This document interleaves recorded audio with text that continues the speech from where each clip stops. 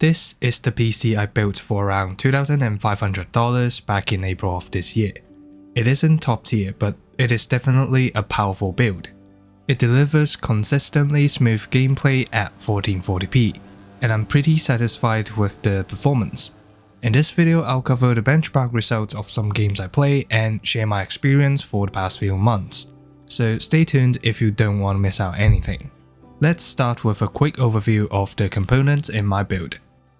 What we have here is an Intel i7-14700K, Palit RTX 5070 Ti Gaming Pro, and 48GB of Klevv CRAS vRGB DDR5 RAM at 7200MHz CL34.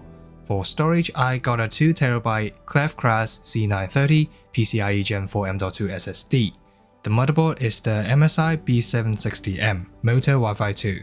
For CPU cooling, I'm using a Deepcool Assassin IV, which keeps my CPU under 70 degrees Celsius at all times. That wouldn't have been possible without the help of these Arctic P40 Max fans, which provide strong airflow to the CPU cooler. All parts are powered by a Cooler Master GX850 80+ Gold PSU, and they are fitted inside a Thermaltake Tower 300M ATX case. In my last video, I reviewed this case and I loved it. Don't forget to check that out later on. Now, let's move on to the performance. Before benchmarking the games, I'm gonna run a 3DMark TimeSpy benchmark for a more precise reference. My PC was able to score 24,500 points in the TimeSpy benchmark. My RTX 5070 Ti scored over 25,000, while my 14700K scored slightly lower than 22,000. Keep in mind that all the components are not overclocked, except for the RAM, running at 7200MHz. The benchmark result is not bad at all. Let's see how it really performs in games. The games I'm going to benchmark are GTA 5 Enhanced Version, Forza Horizon 5, and CS2. All benchmarks will be running at maximum settings with ray tracing on, at 1440p. Let's begin with GTA 5. Frankly, it is a well-optimized game and most GPUs can run it at above 60 FPS depending on the settings. However, ray tracing is another story. It is very GPU intensive. Therefore, the average FPS on my PC is 121, while the 1% low is at 82. Next up, Forza Horizon 5. This is one of the most realistic games in terms of graphics, even though it was released back in 2021. So obviously it requires a good GPU to run smoothly. The average FPS I got is 141, while the 1% low is 115.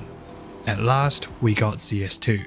During the benchmark, the GPU usage is only around 93%, so my CPU is probably bottlenecking my GPU.